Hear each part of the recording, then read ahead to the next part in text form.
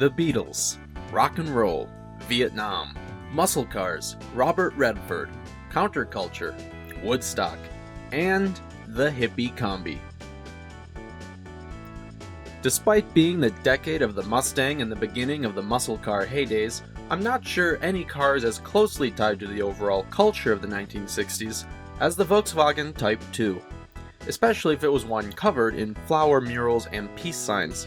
It was the car of choice for the counterculture thanks to its reliability and ease of maintenance, meaning you never had to spend much of what little you had to keep it going cross-country from one major decade event to the other. And thanks to the rear-mounted motor and simple design, the interior was spacious enough for almost any number of friends or hitchhikers to join you on your trips to Woodstock, Washington, D.C., Ukiah, California, or Kent State University. Along with the Beetle, the Type 2 Combi, often called the microbus or more simply the Volkswagen Bus, helped Volkswagen secure strong footing in the American market, making it a force to be reckoned with against the domestic car makers, whose only real response to this new wave of imports being the questionable chicken tax. The Type 2 was something of a pioneer in its day, existing to haul groups of people with ease, before the days of passenger SUVs or minivans. However, as time moved on, and as the Type 2 changed names and stylings, competition set in, sales faded, and its status symbol as a rebellious icon faded as new forms of counterculture came forth and developed different automotive needs. The microbus seemed to fade away, until 2017, when Volkswagen unveiled a new concept to the world, the all-electric ID.BUZZ. A minivan-looking car that had the styling cues of the first-generation Type 2, but redesigned for a modern age.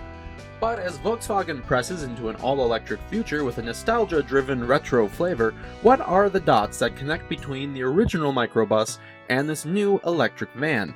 Is this a bona fide successor, despite the original Type 2 still technically living on through its direct descendants in the Transporter series of vans? Or is it something that's more legacy-adjacent? This is Veloce Midwest, and today we're going to take a look at the through line from Type 2 to Buzz, and talk about how we went from this to this.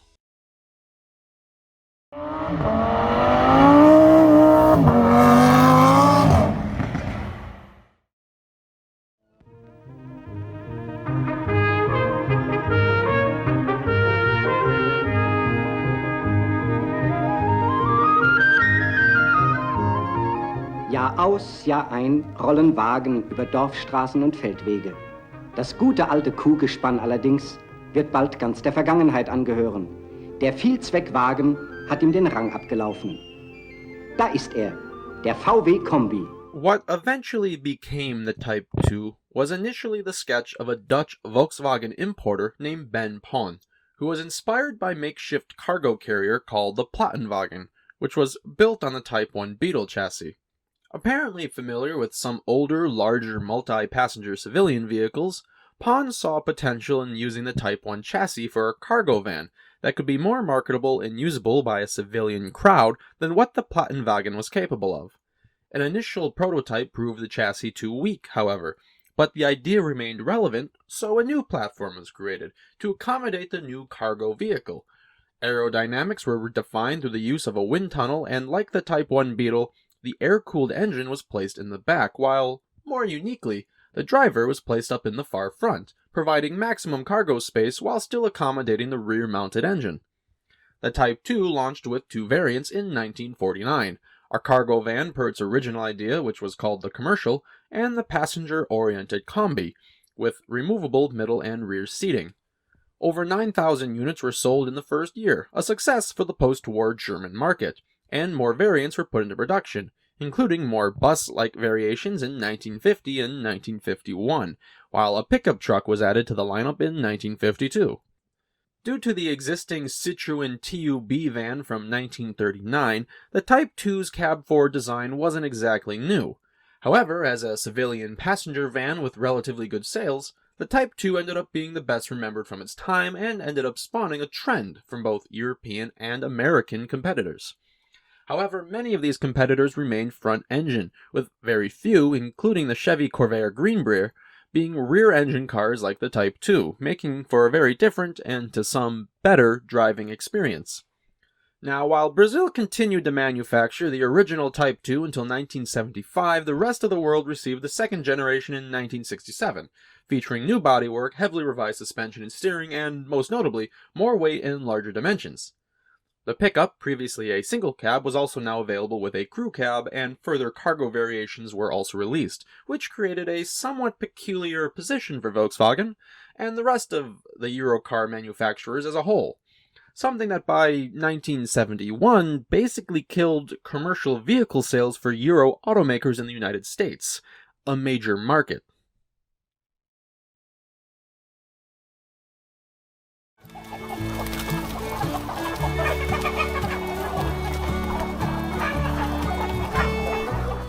To not get too technical, basically, the chicken tax was a bill ventured by then-President Johnson to raise tariffs on a variety of imports after a failed diplomatic negotiation related to U.S. chicken exports caused a tariff increase in the early 1960s.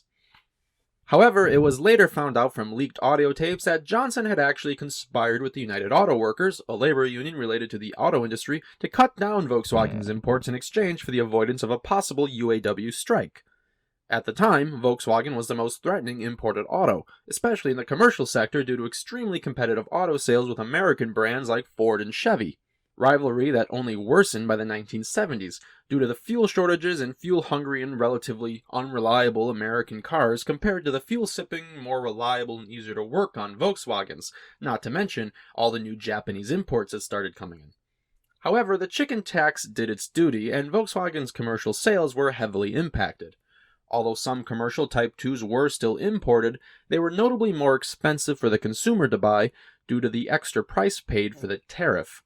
And as such, commercial vans and pickups from that era are still very rare in the US to this day. However, the Volkswagen passenger cars continued to sell well, and the Type 2 became something of a 60s icon, as we'll discuss a little further. But, as for the chicken tax, it is still in effect today, and continues to impact the sales of commercial light trucks and vans, which is why commercial variations of some cars, like the Mini Coopers, aren't generally available in the US. However, one way to circumvent the tax is to simply import a passenger van and convert it stateside. Ironically, this is exactly what Ford, a company the tax was designed to protect, does with their Transit Connect vans, as they're all built overseas.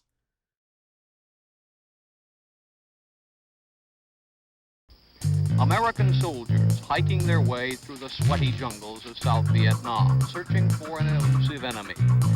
Okay. Okay, would you roll in?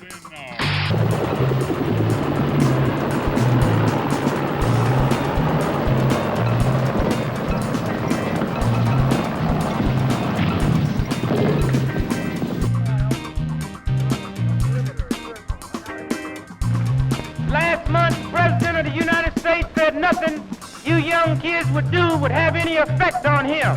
Yeah, it's great to see you. All right, here's a balladeering song. You the people in your own way. This is just about explains the whole situation.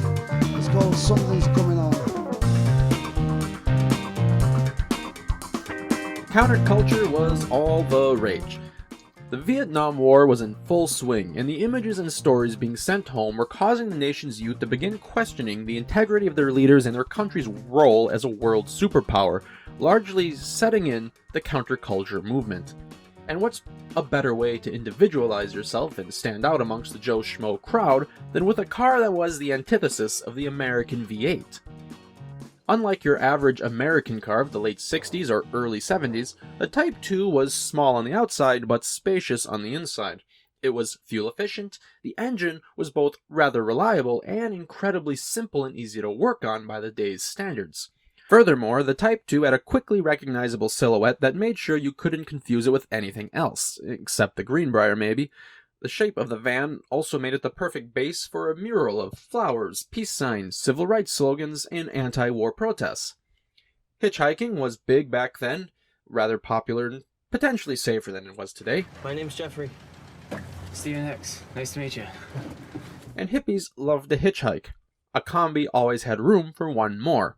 Political activism amongst the youth was also taking off, and the buses were the perfect tool for moving groups of people to polling stations, protests, and whatever else was going on in the 60s and early 70s.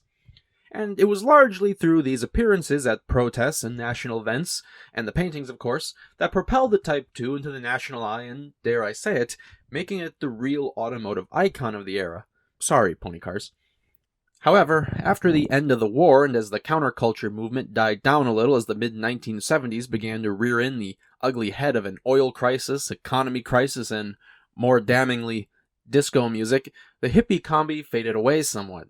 It would still serve as the automotive face of further counterculture movements for a time, but counterculture was also becoming less Joe Cocker and more Johnny Rotten.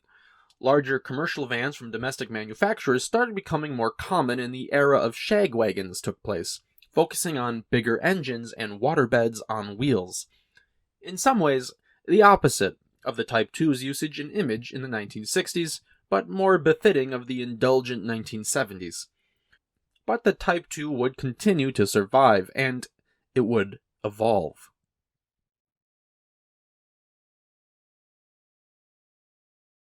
There was a time when the image of the Volkswagen microbus was tightly linked with the 60s counterculture. It was a vehicle for young people with more hair than money.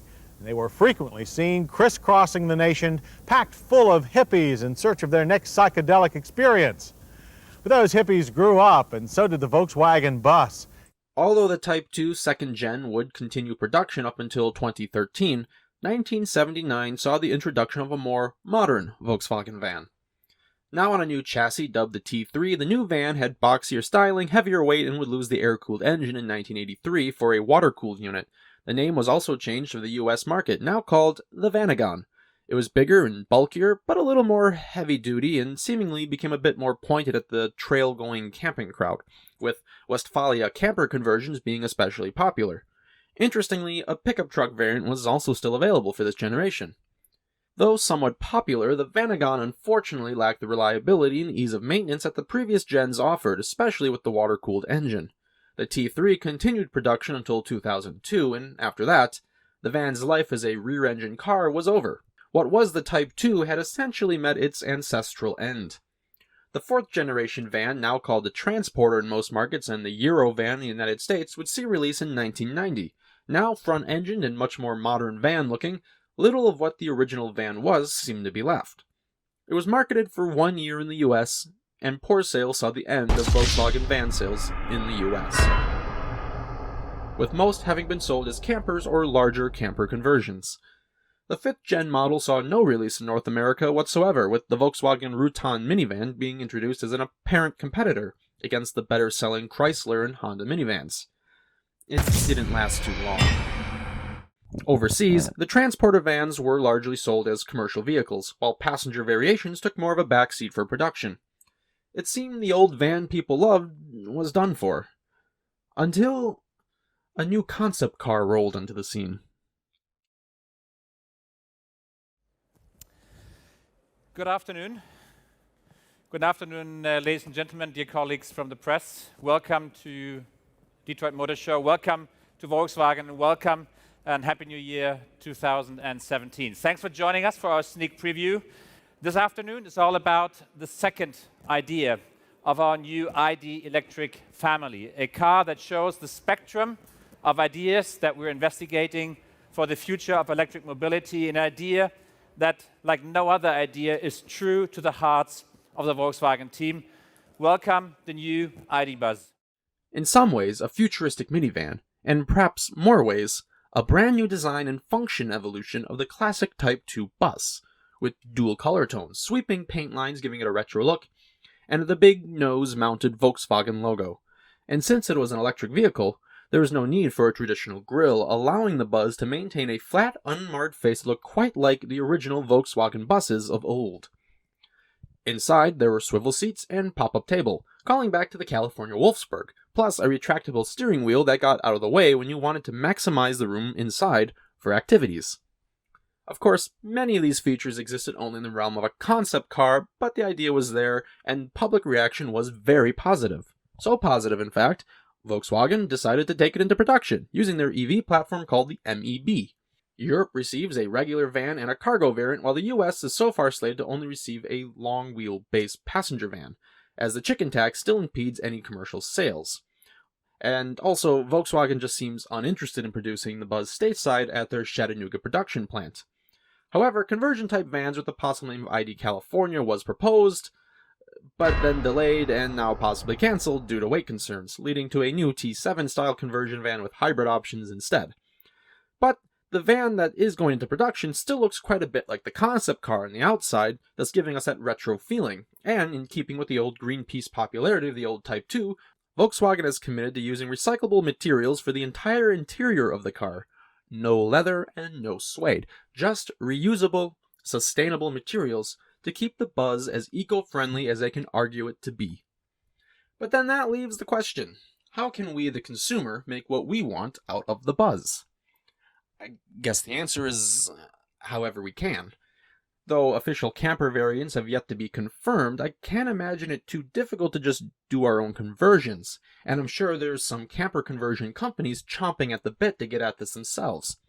The Buzz seems to blend modern tech and practicality with the retro flair of the original Type 2, even if this new car is certainly more minivan than out-and-out van or bus-like. As for the US market, the long wheelbase variation, I'd wager, is perfect for such conversions, given the extra space inside. However, given EVs are already far heavier than most other vehicles, I do suppose that I understand Volkswagen's concern about added weight. Although in truth, I also wonder how much the additional weight loaded onto the Westfalia campers actually affected their safety and drivability. It's hard to really say without any solid copies of the vehicle for me to actually look at and weigh in on, and as far as conversions go, I guess we will just have to wait and see. However, let me end this by saying that I am in fact very optimistic for the ID.BUZZ. The most optimistic I've probably been for any Volkswagen release in recent memory. And I guess you could say that's the Buzz. The Buzz. Thank you for watching.